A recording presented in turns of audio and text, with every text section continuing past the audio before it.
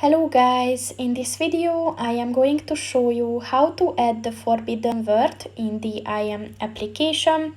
But first I just want to mention, don't forget to subscribe to my channel, because at 10,000 subscribers I am going to show you my whole YouTube revenue statistics and growth strategy, as well as how to make money online. Let's jump into it. First of all, open the application on your phone. And then click on the person button at the bottom of the page on the right. And then at the settings section, click on the general button.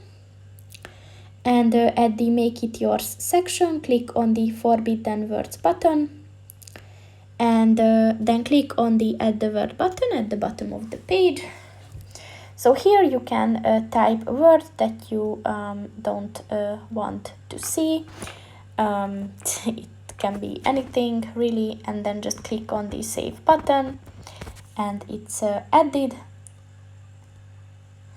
and you can add more after that.